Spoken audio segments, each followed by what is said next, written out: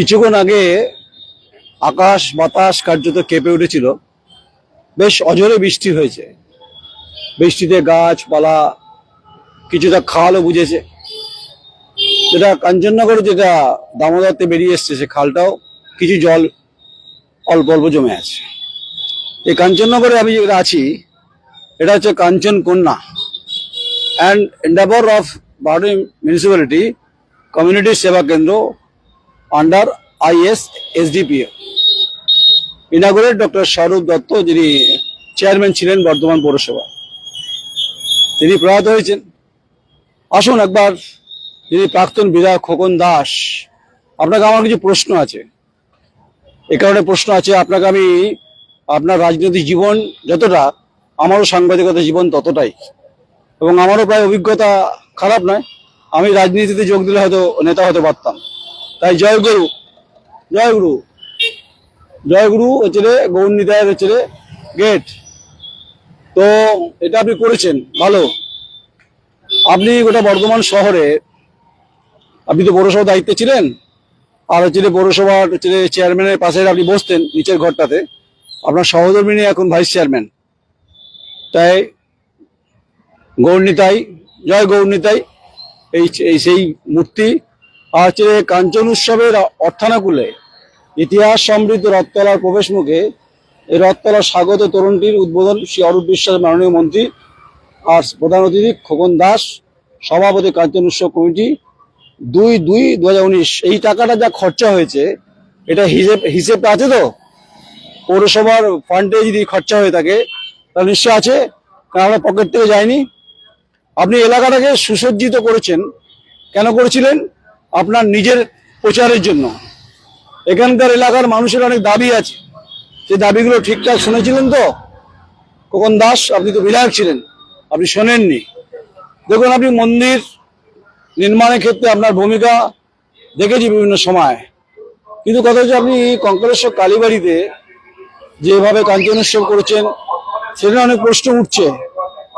তো এই যে দীর্ঘ কয়েক বছর ধরে বর্ধমান শহরে যেভাবে আপনি রাজ শাসন চালিয়েছেন, তাতে হচ্ছে পিছনে যে রয়েছে না গৌরনীতাই, তারাও মানে ঈশ্বরের বন্ধু লজ্জায় পড়ে যাবে। আপনার কি মেজাজ, আপনার কি সে চুলের ঝাঁকুনি, এরকম ঝাঁকুনি দিতেন আপনি। আপনি তুচ্ছ তাচ্ছিল্য করতেন সাংবাদিকদের, নয়ন রায়কে করেছেন আপনি। আমাকে তো গারদে পড়বার চেষ্টা হয়েছিল। বর্ধমান বিশ্ববিদ্যালয়ের আর্থিক দুর্নীতি প্রশ্নে একজন আছে কাউন্সিলর, তাকেও খুঁজে পাচ্ছি না আমি। তার মেয়েকেও চাকরি বিশ্ববিদ্যালয়তে ক্যাজুয়ালি ঢোকানো হয়েছে। এটার হিসেব তো পরে চাইবো, আদালতে চাইবো। তাই আর্থিক দুর্নীতি প্রশ্নে বর্ধমান বিশ্ববিদ্যালয়কে কলঙ্কিত করেছেন আপনি খোকন দাস। আপনি প্রভাব খাটিয়েছেন। আপনি কৃষ্ণসার উৎসবে আপনার ওখানে দাপাদাপি ছিল কেন? গোটা রথতলা অঞ্চল এবং কাঞ্চননগর আপনি যে কাজ করেছে, শুধুমাত্র আপনার কি বর্ধমান শহরে 35টা ওয়ার্ড ছিল, একটা ওয়ার্ডই ভালো লেগেছে আপনার? আর কোনো ওয়ার্ড কি ভালো লাগেনি? নাকি এখানে পূর্ববঙ্গের মানুষ শুধু একাই বাস করে? তা আপনার যারা সমস্ত ছিল না সঙ্গী সাথী সায়নাথ বাহিনী, তারা কোথায় এখন? তারা এই কথাগুলো বলতে পারছি, যদি না ক্ষমতায় আপনারা আসতেন, আমার পিঠের চামড়া ডুগরি বাড়াতেন আপনি। আপনি বলেওছিলেন। আপনি দেখুন, আমি আপনাকে ব্যক্তিগত স্তরে অনেকবার চেষ্টা করেছিলাম। আপনি তো বড় মাতব্বরদের সঙ্গে ঘুরতেন, বৃহৎ সাংবাদিক, যারা তোলাবাজ, যারা কলকাতা বৃহৎ মিডিয়াকে শেষ করেছে, যারা এক একজন বিশ্ব মজুমদার, নিউজ 18 বাংলায়, কৌস্তব, কলকাতার টিভির, এইসব নিয়ে আপনার সব প্রচার করেছেন আপনি। আমি বাধ্য হলাম নাম করতে। তাদের সম্পত্তি বিশ্ব মজুমদার কোথায়? নেই, লাপাতা। কোটি কোটি টাকা তার ছিল বাঁচে। যাই হোক, এখানে আসতো ওই বালি সিন্ডিকেটের তোলা নিতে আসতো। এখানে সাংবাদিক বলতে লজ্জা। তার সঙ্গে তার আন্ডারে কাজ করেছি, দমন পীড়ন নীতির মধ্যে পড়েছি। যাই হোক, আমি সাবজেক্ট খোকন দাসে আসি। তাই খোকন দাস, আপনাকে আমার প্রশ্ন, গণতান্ত্রিক ব্যবস্থার সঙ্গে জুড়ে থাকা সব সাংবাদিক বাতাসা খেয়েছে এরকম নয়। আমার বুকের খাতে সেদিনও দম ছিল। আমি তো আগুন পাখি নই, বা আমি উড়ন্ত বাজ পাখিও নই। আমি নয়ন রায়, মাটিতে পা রেখে দাঁড়িয়ে আপনার এলাকায় বলছি, আপনি যে তরুণটি বানিয়েছেন, এরকম অনেক তরুণ বানিয়েছেন, অনেক কাজ করেছে, তার হিসেব চাইছে এলাকার মানুষ। আপনি আপনার বাড়ির সামনে পুলিশ দেখলেন, সিভিক পুলিশ রয়েছে, এখন তাদের কিছু করার নেই। আপনি যখন ক্ষমতায় ছিলেন না, আপনার সামনে পিছনে বাহুবলী পুলিশ, আইসি, এসপি আপনার কথা শুনতো, আর সারখানাগুলি কিছু ছেলেপেলে নিয়ে আপনি ঘুরতেন, লোককে আপনি চমকাতেন না, আপনি বলে দিতেন সব। আনপ্যারালাল ইকোনমি চালাতেন না আপনি, প্রাক্তন বিধায়ক খোকন দাস। এবং আপনার এই উদ্দীপনা, উন্মাদনা আপনি যাদেরকে নিয়ে করাতেন, আজ তারা কোথায়? তারা এখন কি বিজেপিতে যোগ দিয়েছে? এই প্রশ্ন উঠছে।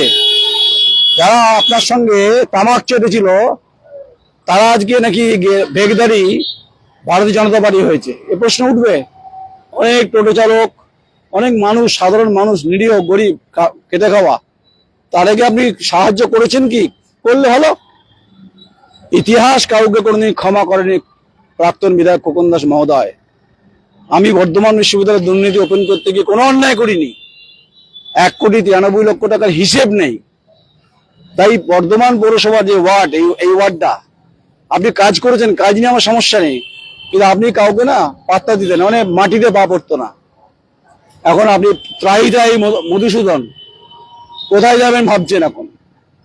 এই তো কিছুক্ষণ আগে নবকুমার জোয়ারদার সঙ্গে কথা হচ্ছিল, এসসি মোর্চার পূর্ব বর্ধমান জেলা বিজেপির সভাপতি। তিনি বলছে আমি শেষ অবধি যাবো।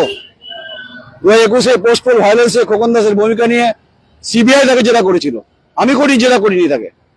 আরে আমাকে জেরা করার জন্য বর্ধমান থানা আইসি তৎকালীন পুলিশ সুপারকে দিয়ে চেষ্টা হয়েছিল। কেন? আমি বর্ধমান বিশ্ববিদ্যালয়ে আর্থিক দুর্নীতি ওপেন করেছিলাম বলে। হ্যাঁ, বেশ করেছিলাম। শিক্ষার অগ্রাধিকারের প্রশ্নে দুর্নীতির বিরুদ্ধে এক কাউন্সিলর শ্যামাপদ ব্যানার্জি, সে পায়ের উপর পা তুলে ওই বিশ্ববিদ্যালয় গেটে পাহারা দিত। ওটা কাজ। 3টে রিক্রুটমেন্ট হলো, ওয়ার্ক ফর দ্য ইন্টারভিউ, এটা কর্পোরেট সেক্টরে হয়। এ প্রশ্নের উত্তর চাইবে আদালতে চাওয়া হবে, চাইবে বিচারপতি চাইবে। কি করে চাকরি হলো? অগণিত ছেলেপেলেরা, মেধা উত্তীর্ণ ছেলেমেয়েরা যারা চাকরি পেল না। আর এই এলাকায় যত বিভিন্ন বালিখাত আছে, সিন্ডিকেট আছে, এখানে অবৈধ বালি যা সরকারের ঘরে যাওয়ার কথা যায়নি। আপনি অরূপ বিশ্বাসের মতো নেতাদেরকে আপনি পকেট ভরেছেন, আর কাটোয়ার সভাপতি রবীন্দ্র চ্যাটার্জিকে আপনি পুষিয়ে রাখতেন। তাই আপনার নেতা অভিষেক বন্দ্যোপাধ্যায়কে আপনি তুষ্ট করতেন বলে অভিযোগ আছে। এগুলো বাধ্য হলাম বলতে। শুনুন, আমি সেদিনও বলছিলাম, আজও আমি বলছি, আমি কাপুরুষ নই, আমি ভীরু নই, আমি দলদাস সাংবাদিক নই। নয়ন রায়, যারা যারা সাংবাদিক তামাক ছেড়েছে আপনি তাদেরকে বলবেন, আমাকে এসে বলবেন না। ভাববেন না যে ভারতীয় জনতা পার্টি এসছে বলে আমি রোগ চোখ দেখাচ্ছি। আপনি জিতলেও বলতাম, আপনার বাড়ির সামনে বলতাম, কিন্তু সিভিক পুলিশের চাপ হয়ে যাবে, নাহলে আমার সেই দম আছে। শুনুন, খোকন দাস প্রাক্তন বিধায়ক, তৃণমূল কংগ্রেস, গণতান্ত্রিকভাবে মোকাবিলা করার দম রাখবেন। আর সব সাংবাদিক তামাক ছেড়ে যায় না। শহর উন্নয়ন, নগর উন্নয়ন মানে নির্দিষ্ট একটা ওয়ার্ড নয়। তাই যে কাঞ্চন উৎসবে যে আর্থিক টাকা পয়সার হিসেব চাইছে বিজেপি, হিসেব চাইছে এখানকার মানুষ যাদের গণতান্ত্রিক অধিকার নষ্ট হয়েছে, হিসেব চাইছে এখানকার টোটো চালক, রিক্সা চালক, রিক্সা পুলার, অগণিত মানুষ যাদেরকে তুচ্ছ তাচ্ছিল্য করে তাড়িয়ে দিয়েছেন। ছেড়ে দিন আমার কথা।